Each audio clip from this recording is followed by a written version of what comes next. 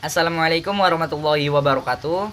Perkenalkan, nama saya Haikal Lidan dari kelas 10 MA Mukmin Cendekia. Pada kesempatan ini saya akan menjelaskan materi tentang dakwah Rasulullah Shallallahu Alaihi Wasallam pada periode Mekah. Pada poin pertama yaitu pengertian dakwah.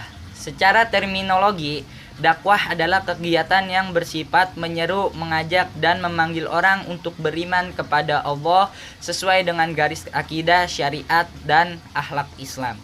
Sedangkan secara etimologi, kata dakwah berasal dari kata masdor atau kata benda dari kata kerja da'a yadu yang berarti panggilan, seruan, atau ajakan.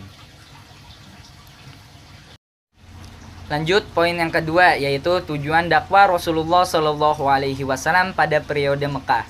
Tujuan Rasulullah ini adalah agar masyarakat Arab meninggalkan kejahiliahannya di bidang agama, moral, dan hukum sehingga menjadi umat yang meyakini kebenaran atas kerasulan Nabi Muhammad dan ajaran Islam yang disampaikannya, kemudian mengamalkannya dalam kehidupan sehari-hari. Ketika Rasulullah Shallallahu Alaihi Wasallam menginjak 40 tahun, sering melakukan tahanus. Apa itu tahanus? Tahanus adalah kegiatan menyendiri di gua. Rasul ini sering menyendiri di gua Hiro untuk mendekatkan diri kepada Allah Subhanahu wa taala. Pada tanggal 17 Ramadan bertepatan dengan 6 Agustus 610 Masehi, sewaktu beliau bertahanus di gua Hiro ini, datanglah malaikat Jibril yang menyampaikan wahyu pertamanya, yaitu surat Al-Alaq ayat 1 sampai 5. Wahyu pertama ini memerintahkan manusia untuk senantiasa membaca, bukan hanya membaca yang tertulis, melainkan membaca alam semesta ini. Selain perintah membaca, juga untuk senantiasa menyebut nama Tuhan yang telah menciptakan manusia. Kedatangan wahyu pertama ini sebagai bukti diangkatnya Nabi Muhammad sebagai Rasul Allah. Dan keterangan ini diperkuat oleh seorang pendeta Nasrani, yaitu Warokoh bin Naufal. Tidak lama kemudian datanglah wahyu kedua, yaitu surat Al-Mudassisir. Setelah datangnya wahyu kedua ini, beliau semakin yakin dan tidak ragu-ragu untuk menyebarkan ajaran-ajaran Allah kepada seluruh umat manusia di muka bumi ini. Orang yang pertama kali Rasul ajak untuk menyembah Allah adalah keluarganya terlebih dahulu.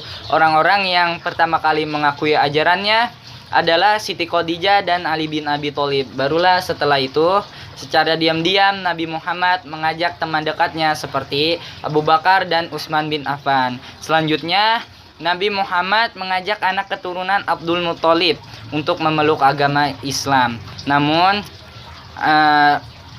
akan tetapi mereka ini tidak bisa meninggalkannya karena nenek moyangnya itu udah menyembah berhala. Hanya Ali bin Abi Thalib lah yang saat itu masih anak-anak menerima ajakan Nabi Muhammad. Ali pada saat itu baru berumur 10 tahun. Setelah itu, Zaid, seorang budak Nabi Muhammad yang setelah masuk Islam dibebaskan.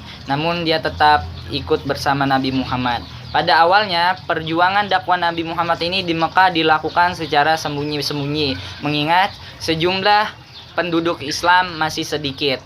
Semakin lama, dakwah Rasulullah ini semakin gencar. Akan tetapi Bani Quraisy ini merasa agamanya ini terancam karena banyak tokoh Quraisy yang mengikuti ajaran Islam. Mereka berusaha menghentikan dakwah Nabi Muhammad dengan berbagai cara sehingga beliau dan pengikutnya semakin mengalami rintangan, kesulitan, dan penderitaan.